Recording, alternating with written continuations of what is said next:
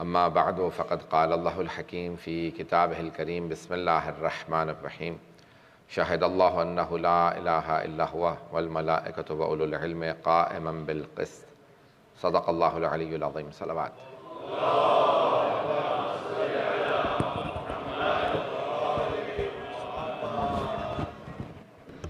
Sorry, mu'mineen who are at the back, there's a lot of gap here in the front. If we can please request you to please move forward as well. Please do move forward. The volunteers will direct you move forward so we can create some space at the back, please. Please with one salawat.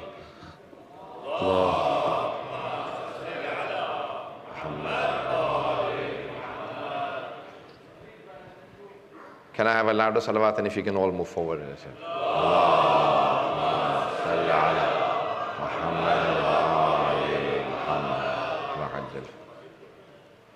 Can we have one salawat for the Zuhur of 12th Imam alayhi salatu wasalam?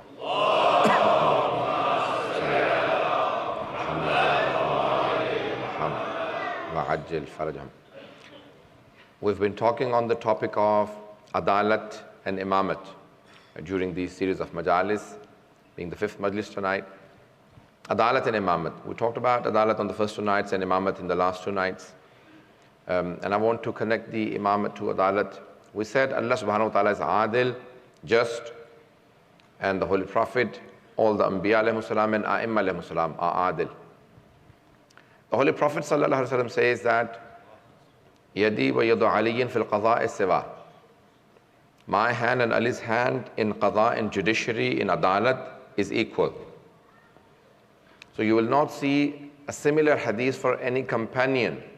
You will only see such traditions for Ahlul Bayt alayhi salam. So the Holy Prophet says, my hand and Ali's hand in qada, in judiciary, in adalat, in justice is equal. Only an infallible could be equal to another infallible. Not a fallible or a sinful person could be equal to an infallible. I want to very quickly, because I do see a lot of youth and young boys and girls inshallah as well, probably children. So I want to just very quickly mention a story and then inshallah make some points on this Adalat and Imamat. We see that Hazrat Salman Farisi, Salman Muhammadi, one of the, in fact, the best, the highest ranking companion of the Holy Prophet, Sahabi of the Holy Prophet. Amongst the Sahaba, companions of the Holy Prophet, Salman is the highest ranking Sahabi. The Holy Prophet himself says, Iman has 10 levels and Salman has acquired all of the 10. And Abu Dhar has acquired 9, Miqdad has 8, and Ammar has 7. So the highest level is of Hazrat Salman. Hazrat Salman Farsi is known for his knowledge. So he goes to the Holy Prophet and he sees that the Holy Prophet is eating dates. And he says, Ya Rasulullah, please give me something to eat. Give me some. So the Holy Prophet picks up without counting and places them in the hand of Hazrat Salman Farsi. He comes out and he counts them and they were 9. So he goes to Ali ibn Abi Talib and sees that he's also eating some dates. He says, Ya Ali, give me some dates. So Imam Ali picks up some dates and gives it to Salman. Hazrat Salman says, as I was counting, Ali ibn Abi Talib said to me, Salman, what are you counting? Had the Holy Prophet given you more than 9 dates, I would have also given you more than 9. Because the Holy Prophet gave you 9 dates, exactly, you see the hand of Ali ibn Abi Talib is like that of the Holy Prophet sallallahu alaihi wasallam. So you will see the practice of the Holy Prophet being established and implemented by Ali ibn Abi Talib alayhi salam. Exactly the same way the Holy Prophet wanted. And another very famous incident is in the night of migration, Hijrah. The Holy Prophet says, وَمَا يُؤَدِّي عَنِّي إِلَّا عَلِي. No one will return the amanat and endowments to the people except for Ali ibn Abi Talib. Very famous hadith in Shia and Sunni books. No one but Ali ibn Abi Talib would return the endowments to the people except for Ali ibn Abi Talib. Never anyone has mentioned in the history that Ali ibn Abi Talib asked the Holy Prophet, Ya Rasulullah, all of these amanat that mushrikeen or the kuffar or the disbelievers left with you, can you just write the names of the people who these things belong to? The Holy Prophet says, Ya Ali, you sleep on my bed tonight when I'm doing migration, when I leave for Medina, and tomorrow you return all of the different endowments to the people, and then you bring Fawatim, the Fatimas, with you. Fatima bint Asad, his mother, Imam Ali's mother, the daughter of the Holy Prophet, and the sister, a cousin of the Holy Prophet. So bring the Fawatim, and the Holy Prophet leaves Imam Ali behind. Not a single mushrik or disbeliever complained that I had given something to the Holy Prophet to keep and Ali ibn Abi Talib did not return it to me. How did Ali ibn Abi Talib know who to return, what to return to? It is the ismat and infallibility of Ali ibn Abi Talib that leads him to returning the goods to the people who gave them to the Holy Prophet in the first place. This is Ali ibn Abi Talib. Now I want to go into the government of Ali ibn Abi Talib and give higher example. I wanted to simplify it and keep it simple. But if I wanted to go further, when he holds the reins of the Islamic State as the Khalifa of the Ummah, he is the Imam and the ruler.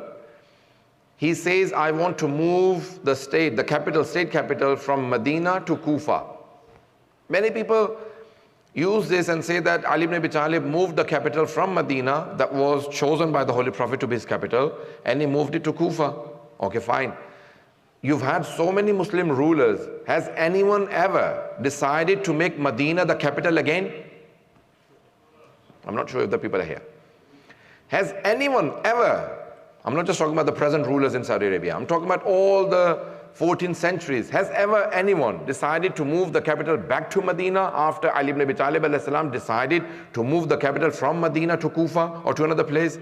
The point Imam Ali ibn Abi Talib alayhi salam was making, there were a number of points that people have argued. Number one, when a city becomes a religious city, the haram, it becomes, the Holy Prophet migrated from Mecca because it was the haram of Allah subhanahu wa ta'ala, and the Qibla was going to return back to it. When the Holy Prophet left this world, his haram became Medina. The Imam is saying that if you're going to go to battles, then do not use religious places. Move your capital away from religious states. Move your capital away from religious positions. So the Imam alayhi salam moved it from Medina to Kufa and did not wish for his battles to take place in the Medina, in the city of the Holy Prophet, because that was the haram of the Holy Prophet. No one dare make that city his capital again because Ali had moved the capital from there. Even if a ruler wanted to make it the capital again, even when the 12th Imam alayhi salam comes, he will make Kufa his capital. Kufa again will become. So Imam alayhi salam made Kufa his capital. And he said that no, the capital has to be moved. And there were many other reasons I do not wish to go into now, that the scholars have argued, the political reasons. But the religious reason, he says that I will move it. And when he took the bay'at from the people, he said the first sermon that he delivered to the people of Medina, just a few words from that sermon. He says, O people of Medina, I will make the people return whatever they've taken from the treasury, from Baytul Mal, the religious treasury. Either khums or zakat or ad mazalim or kafarat, anything they've taken unethically or wrongly from Baytul Mal, I will make them return it. Today people say it, but when it comes to them, when they come into power, it becomes very difficult to implement. I'm not talking about any countries. I'm not talking about Pakistan or any other country. I'm just making a point. It becomes very difficult for rulers and the governors to come into power and then implement what they promise. Ali ibn Abi Talib alayhi salam made this sermon. He said, I will make sure that anything that has been taken away from the treasury, from the Islamic treasury, from Baytul Mal, will be returned back. In fact, the word he uses, he says, I will make sure that if any one of your fathers had taken Baytul Mal's money and given it into dowry of their mothers, meaning their wives, meaning one of your fathers has taken it and given it to your mother as dowry, as haq mahar, I will make sure that even that money is returned back to the treasury, to Baytul Mal, because that is now dowry, that is worth, and that is the property of Baytul Mal. It will be returned back to Baytul Mal. The people sitting in that crowd in Masjid al-Nabawi, do you know what they were saying? Will Ali ibn Abi Talib really do this? Is he going to implement this?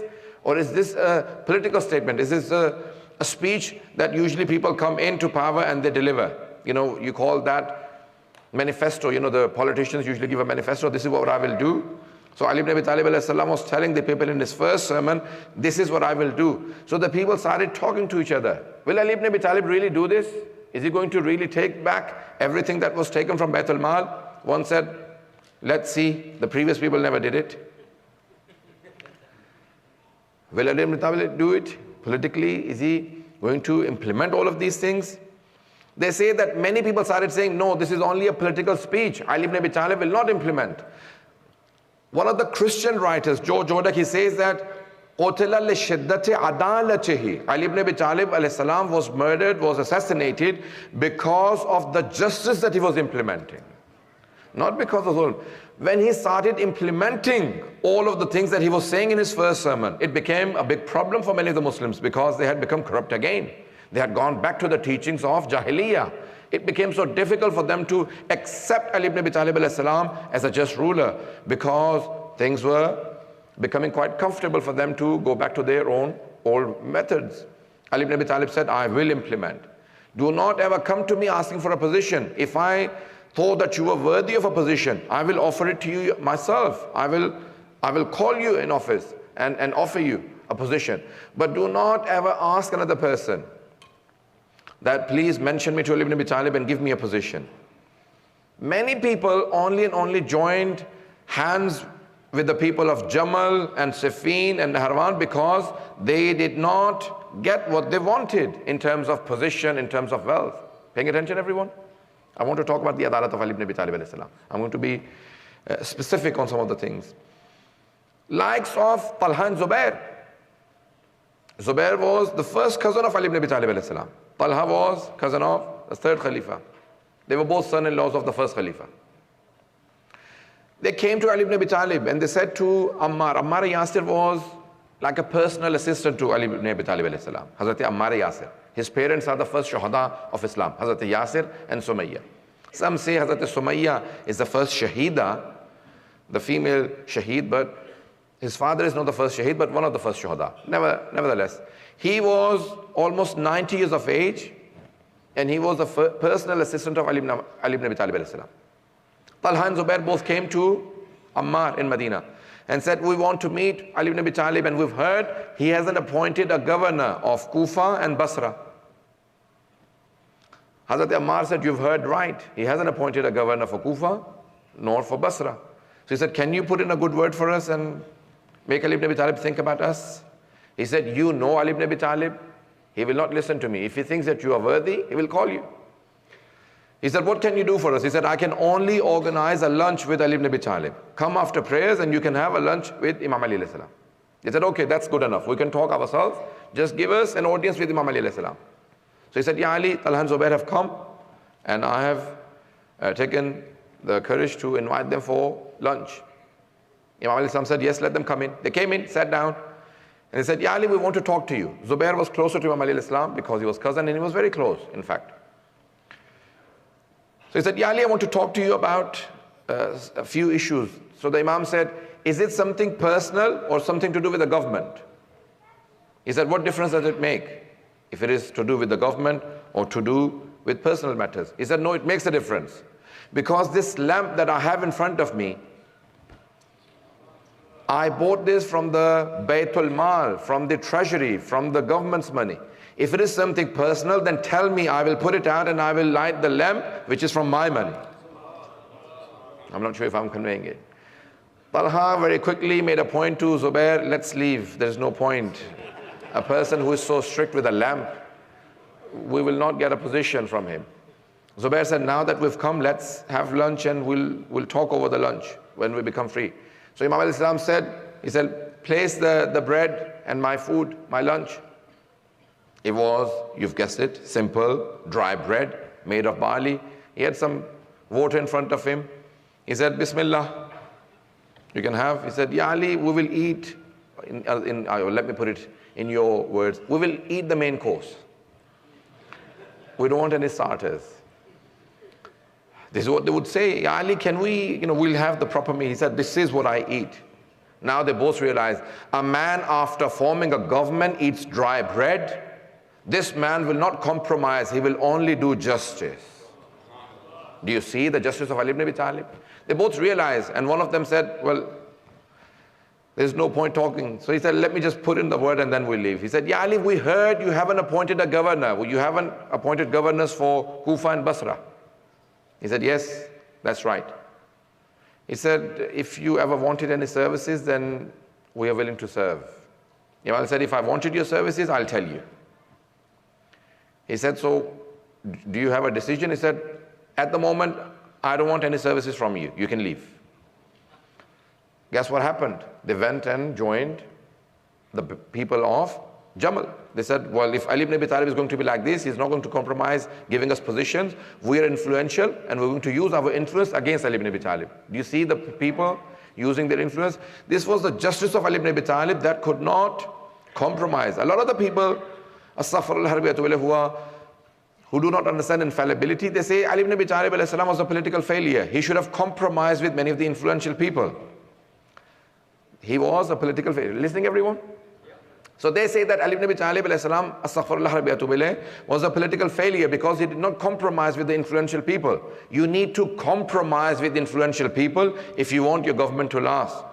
And you know what diplomacy and politics really is? Let me tell you, one of the most influential politicians in 20th century was Winston Churchill, the British Prime Minister.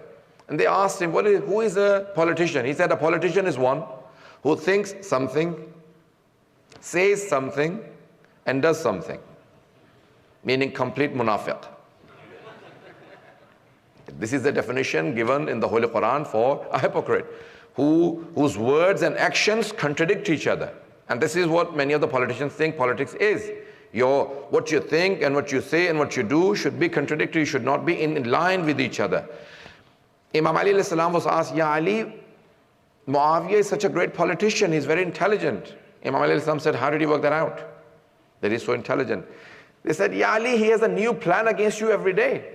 He said, Tilka hilatun, that's cunningness, that's not wisdom.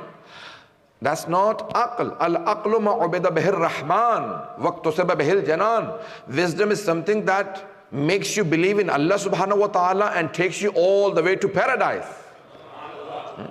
Wisdom is not something that makes you cunning and conniving and deceiving. Deception is not wisdom. Deception is deception, wisdom is wisdom.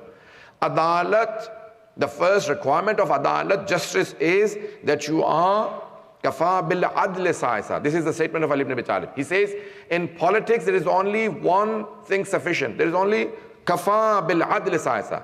He says, if you want to be a politician, then there is only one requirement for politics, and that is adalat, that is justice. And today you will see politicians, but you will not see any justice. Promises after promises. Ali ibn Abi Talib said, my greatest pride of my government is that the labor or any person working in my government will never be denied their allowance or their stipulants or their wages. They will be delivered in time. And no person will ever go hungry in my government. When the sixth Imam was asked, Maula, why did Ali ibn Abi Talib wear such a simple dress? He said, because he wanted to keep himself at the lowest level of the people in his government. So they don't say that he is ruling and he is in a better position. He said, if we were ruling, we would keep ourselves at the level of the poorest and the weakest people in our government. That is the government of Ali ibn Abi Talib alayhi salam. That's the justice of Ali ibn Abi Talib. When he was ruling, he moved his capital from Medina to Kufa. Are you willing to listen to another probably 5-10 minutes in English, and then I'll transfer to Urdu. He moved his capital. And the people doing the best in his government were the orphans. The people who had the best food, even the food that he did not eat himself. He never ate the food that he gave to the orphans. In fact, we have traditions, we have historical accounts where his companions say, we used to pray, we wish we were orphans, because the treatment Ali ibn Abi Talib alayhi salam gave to the orphans, no one deserved, no one got from Ali.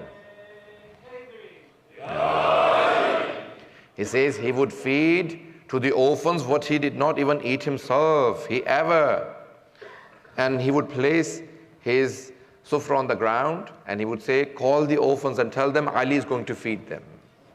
The things he had on his sufra, on his dinner table for the orphans, no one ate in his government. Once one of the companions, look, because Imam Ali was sitting on the ground, you know, many of the Arabs have painted pictures from the back. Ali ibn Abi Talib, he is embracing all the little children, the orphans. They would come. One of the companions once said to a child who had stepped on the knee of Ali ibn Abi Talib, he had stepped, you know, when they were coming. So the child, while trying to embrace Imam al-Islam, he stepped on Imam al-Islam's knee.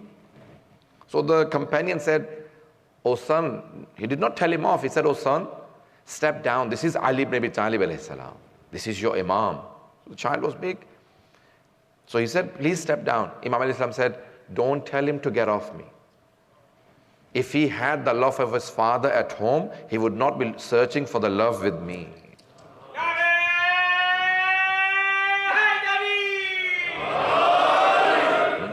He would not be searching for the love here. He is searching for the love because he does not have this love at home.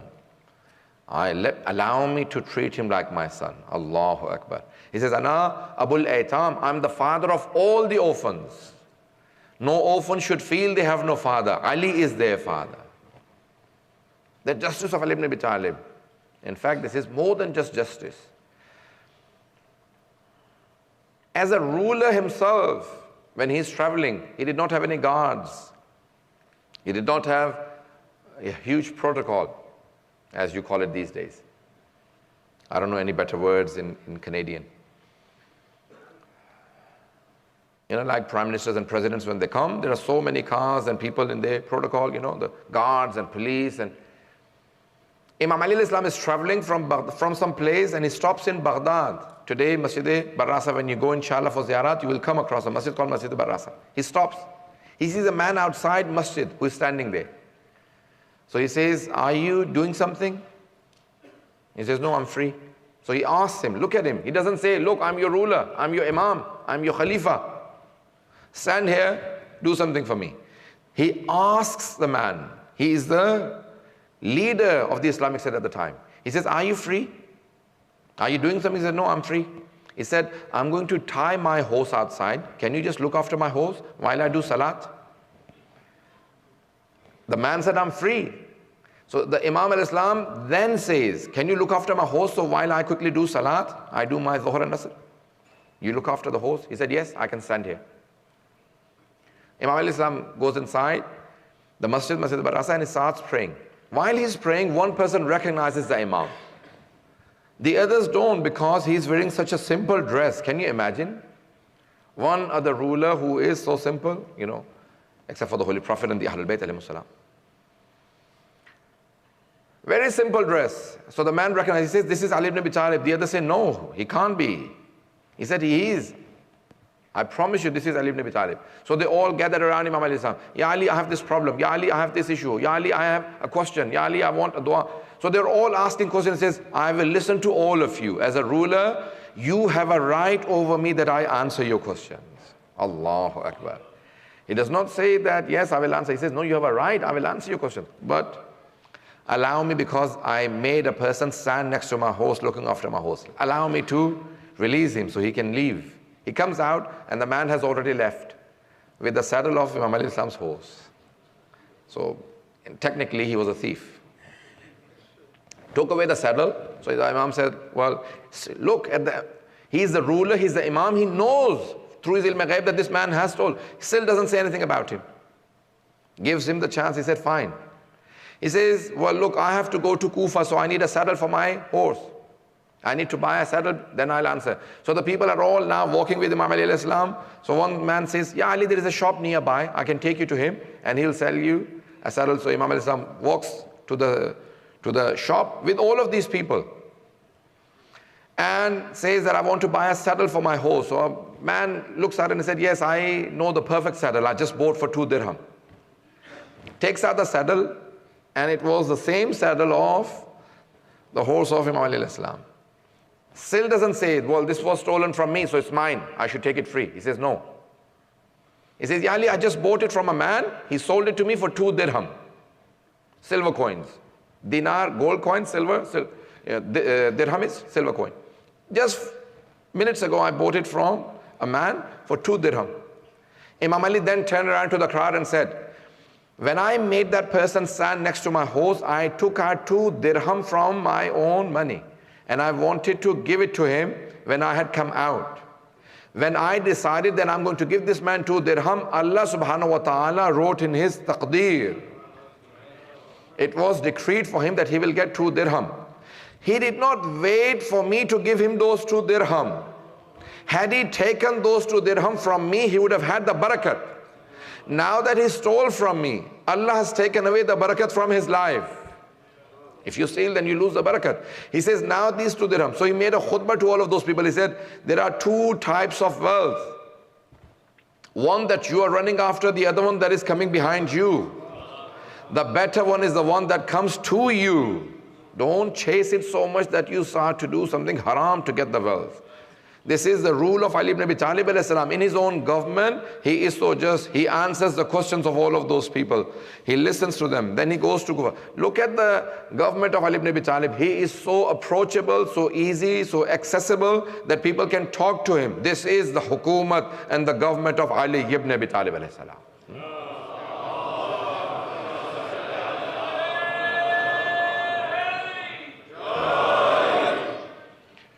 عزیزان گرامی وقت تمام ہو گیا ہے کہ میں تفصیل میں نہیں جا سکتا. عدالت علوی یہ ہے کہ اگر کوئی بھی آ جائے تو جناب امیر اسے مایوس نہیں کرتے. کوئی بھی آ جائے, حتیٰ دشمن بھی آ جائے تو جناب امیر اسے لوٹاتے نہیں. عدالت تو کیا بھئی, یہ عدالت سے بالاتر مقام ہے.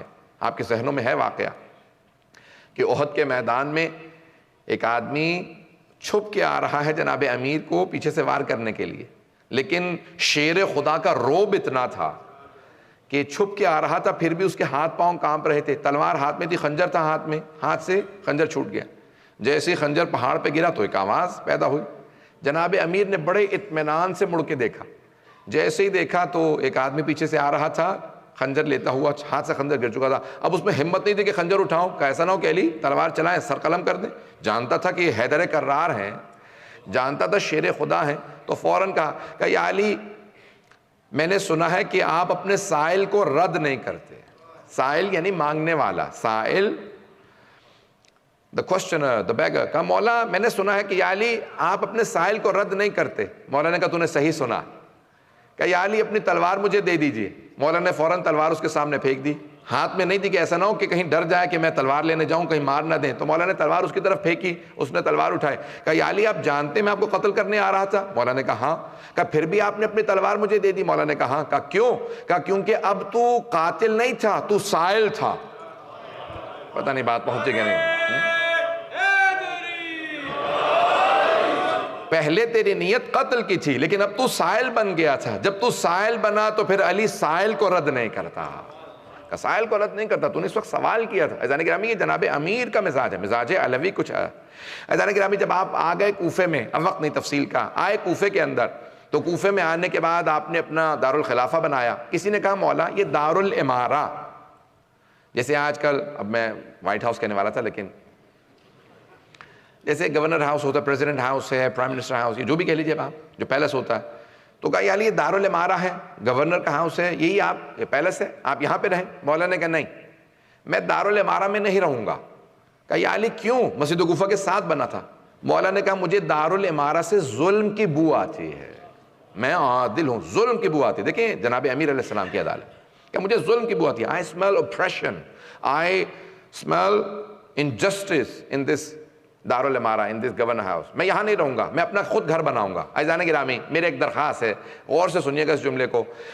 اب تو انہوں نے وہاں پہ کار پارک بنا دیا دارالامارہ کے اوپر, لیکن اگر آپ پہلے جاتے نا, تو صدام کے زمانے میں جاتے تھے, دارالامارہ کی اتنی موٹی موٹی دیواریں تھیں, ویری لارج والز آف دارالامارہ, بہت موٹی موٹی دیواریں. جناب امیر نے اپنا گھر خود بنایا, مٹی کا کچا مکان بنایا دارالامارہ کے ساتھ. توجہ ہو, مولا نے کچا مکان بنایا اپنا, دارالامارہ کی بہت موٹی موٹی دیواریں. دارالامارہ زمین میں جا چکا تھا, علی کا گھر آج بھی کھڑا ہے. جو عدالت پہ بنایا جائے وہ مکان باقی رہتا, جو ظلم پہ بنایا جائے وہ ختم ہو جاتا. وہ ظلم پہ اس کی دیواریں استوار کی گئی تھی, وہ ختم ہو گیا آج وہاں سے. اور وہاں پہ اسمیل آتی تھی, جب جائیں تو کھڑے نہیں ہو سکتے, دارالامارہ اتنا خراب. اور جناب امیر کے گھر میں جائیں تو ایسی خوشبو ہے جو کسی بھی پرفیوم میں نہیں ہوتی, کیونکہ جناب علی ابن ابی طالب کا گھر ہے. آج بھی وہ مکان باقی ہے, اسے بیت الشرف کہا جاتا ہے. مولا نے اپنا گھر بنایا. گھر بنانے کے بعد اپنے بیٹوں سے کہا, بیٹا حسن مجھے میری بیٹیاں بہت یاد آ رہی ہیں. ہر باپ کو بیٹیوں سے محبت ہوتی ہے, لیکن اگر باپ ہو علی ابن ابی طالب اور بیٹیاں ہوں جناب زینب جیسی, تو پھر محبت اور زیادہ بڑھ جاتی.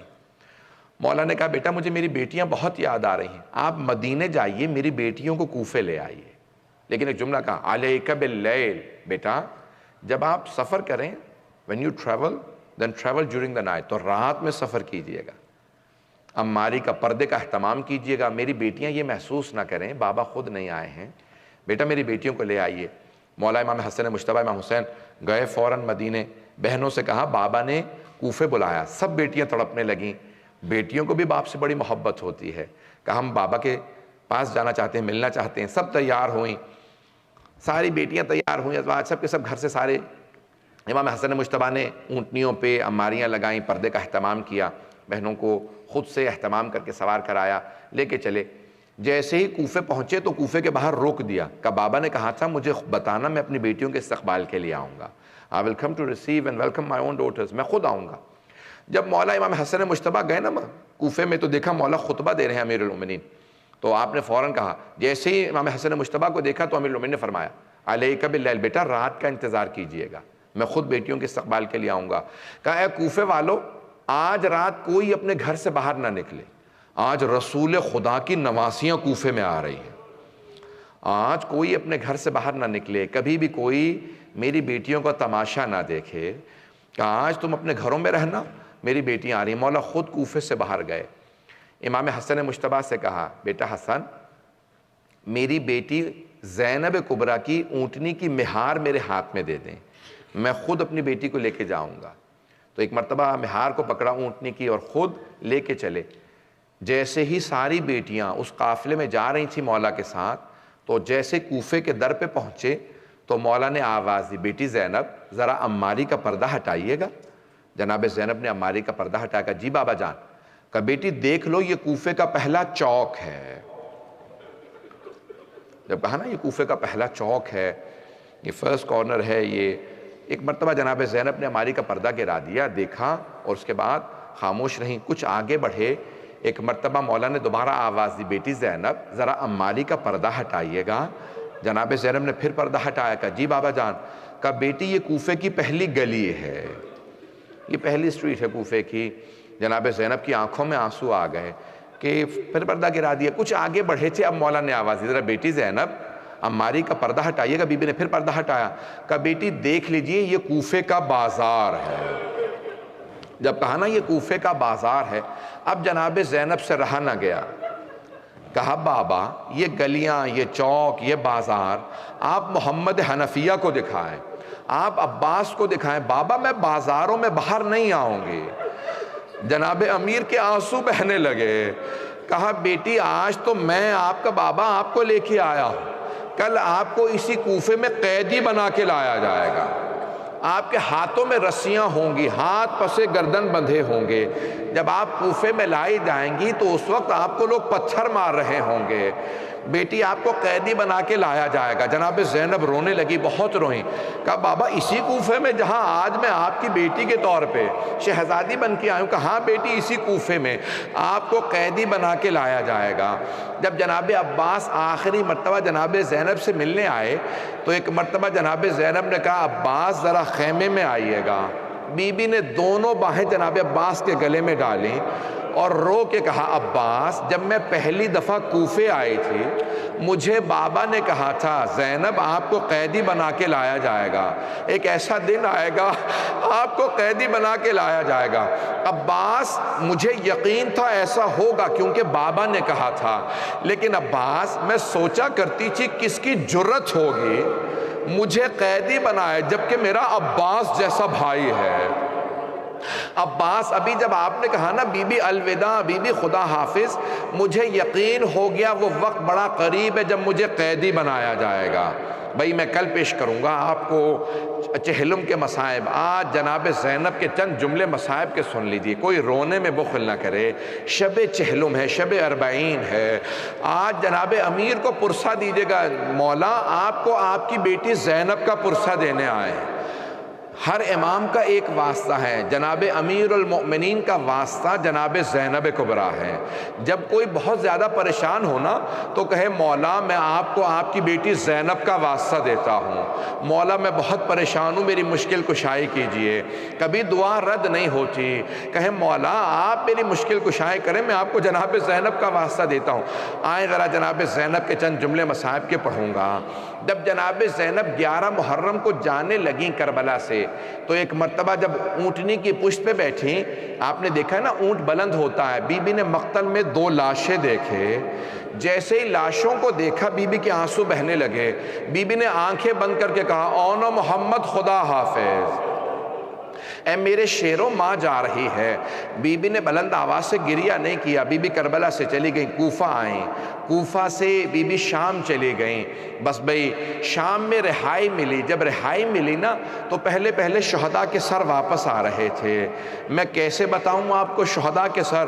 ارے ماں کے سامنے بیٹوں کا سر لایا جائے، وہ ماں کیسے برداشت کرے گی؟ سر آ رہے تھے، اتنے میں 2 سر آئے. ساری بیویوں نے جناب زینب کو دیکھا. جناب زینب نے سروں کو دیکھا، سر جھکا لیا. اب سروں کو نہیں دیکھ رہی. وہ جو سر لے کے آیا تھا اس نے پوچھا ان 2 سروں کی وارثہ کون ہے؟ ان 2 سروں کی وارثہ کون ہے؟ کسی بیوی نے جواب نہیں دیا. سب جناب زینب کو دیکھ رہی ہیں. جناب زینب نے کوئی جواب نہیں دیا. اس نے دوبارہ سوال کیا، پھر کہا کیا ان 2 سروں کی وارثہ خیموں میں جل کے مر گئی ہے؟ اب جناب فضہ سے رہا نہ گیا.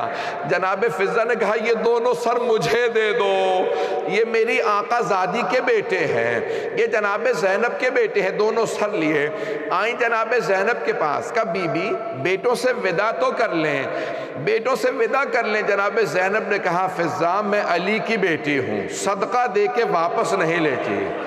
میں نے امام وقت کا حسین ابن علی کا صدقہ قربانی دے دی. میں نے قربانی دینے کے بعد واپس، کوئی تعجب نہ کرے.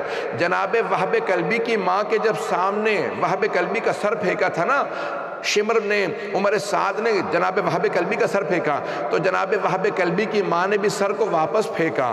کہا کہاں سے ہمت آئی آپ میں اپنے بیٹے کے سر کو واپس پھینکنے کی؟ کہا میں نے حسین کی معرفت حاصل کر لی ہے، میں نے اپنا بیٹا حسین پہ قربان کر دیا. میں قربانی دینے کے بعد واپس نہیں لیں گی، کہیں ایسا نہ ہو میرا دل ٹوٹ جائے، میں کہیں صبر نہ کر سکوں. ارے جہاں پہ کنیزیں ایسی ہوں، سوچئے جناب زینب کیسی ہوں گی. اب کوئی تعجب نہ کریں. بیٹوں سے وداع کیا. ایک مرتبہ جناب زینب چلیں، دمشق سے چلیں. کہاں گئیں؟ بی بی ایک مرتبہ کربلا آئیں، ساری بیویوں کے ساتھ کربلا آئیں. میں کل کربلا کے مصائب پڑھوں گا، آج جناب زینب کے مصائب سن لیں. میرا وعدہ ہے اگر آپ تھوڑی سی توجہ کریں گے آپ کی آنکھوں میں آنسو ضرور آئیں گے. جناب زینب بڑی مظلومہ بیوی ہیں.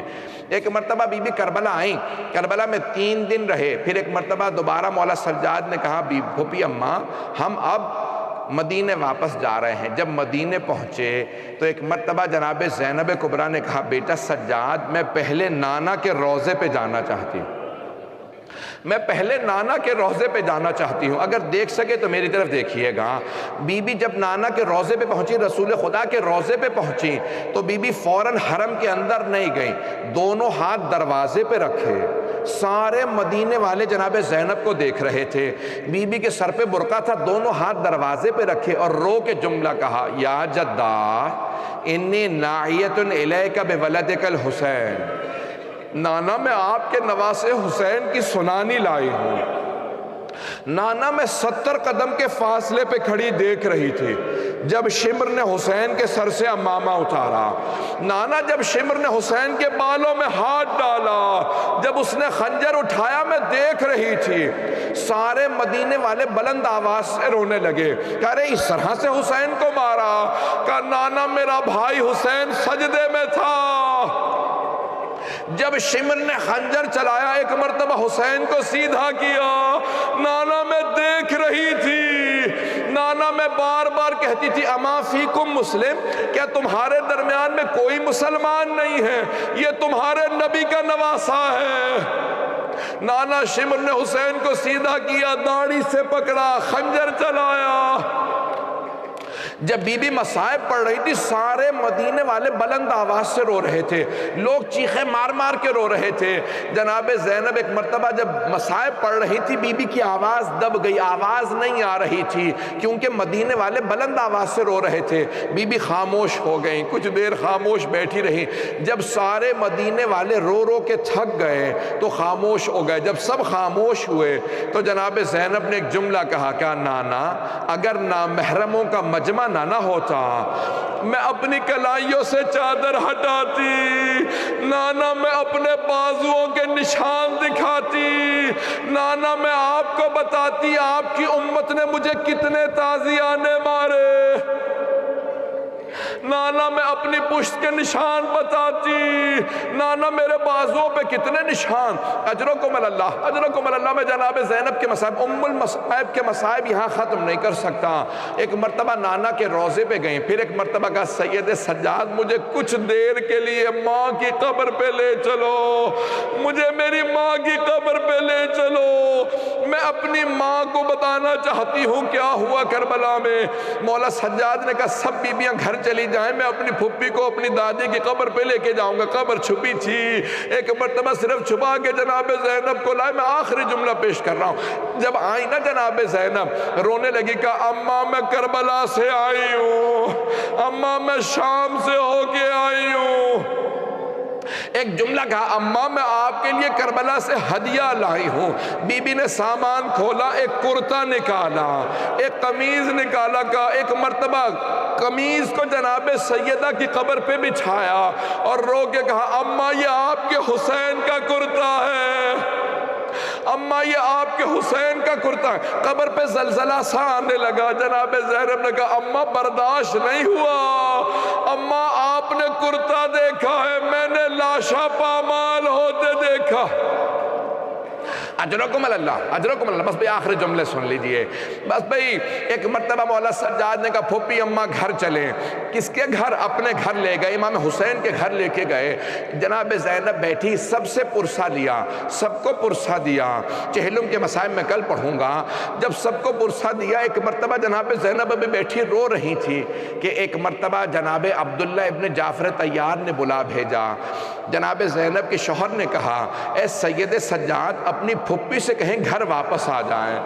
وہ جناب زینب، وہ بی بی جس نے کربلا میں بیٹوں پہ گریہ نہیں کیا، کوفے میں بیٹوں پہ کوئی گریہ نہیں کیا، شام میں بیٹوں کے سروں پہ کوئی گریہ نہیں کیا، نانا کے روضے پہ بیٹوں کا کوئی تذکرہ نہیں، ماں کی قبر پہ گئیں، بیٹوں کا کوئی شکوہ نہیں کیا، بھائی کے گھر گئیں، سب کا پرسہ لیا، مرثیہ کہا لیکن بیٹوں کا ذکر نہیں کیا۔ لیکن آخر ماں تھی، کب تک صبر کرتی؟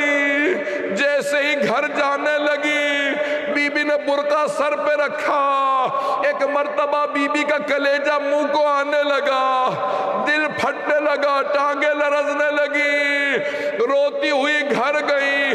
جب گھر پہنچی صحن میں 2 جانمازیں بچھی تھی، بی بی نے جانمازیں اٹھا کے سینے سے لگائی، رو رو کے کہنے لگی عود و محمد میرا اس گھر میں دل نہیں لگتا، میں جینا نہیں چاہتی، مجھے اس گھر سے کوئی لے جائے۔ ابھی جناب زینب بین کر رہی تھی، رو رہی تھی، اتنے میں دیکھا جناب عبداللہ ابن جعفر طیار گھر میں آ گئے۔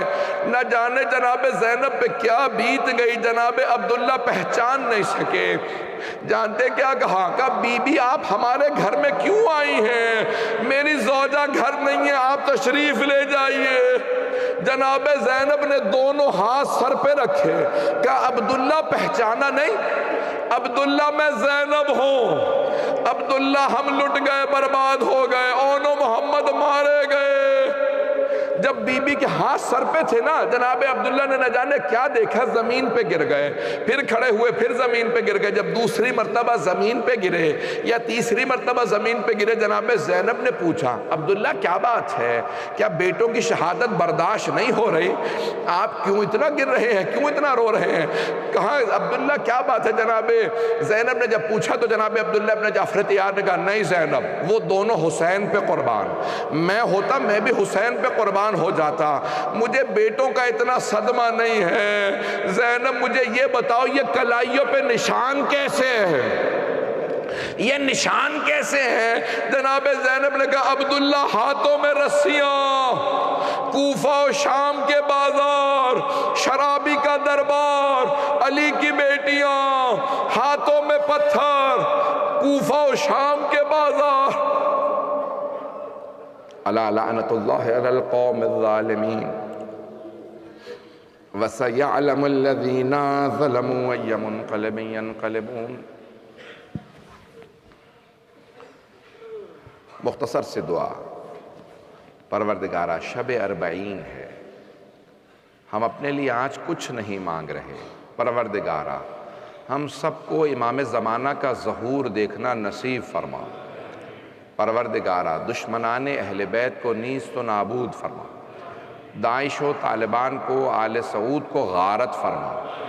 مؤمنین کی حفاظت فرما، خصوصاً جو زائرین ہیں جو اس وقت کربلا جا رہے ہیں. پروردگارہ تمام زائرین کی حفاظت فرما. پروردگارہ ہمارے مقامات مقدسہ کی حفاظت فرما. عراق و شام کے تمام روضوں کی حفاظت فرما. پروردگارہ جنت البقیع، جنت معلیٰ دوبارہ تعمیر ہوتا دیکھنا نصیب فرما. قبلہ اول کو آزاد فرما. پروردگارہ اس وقت یمن میں، بحرین میں، عراق میں، شام میں، کشمیر میں، افغانستان میں، نائجیریا میں، برما میں حالات خراب ہیں، سب کی حفاظت فرما. پروردگارہ تجھے واسطہ ابن عزت و جلال کا ہماری گنہگار آنکھوں کو امام زمانہ کی زیارت نصیب فرما.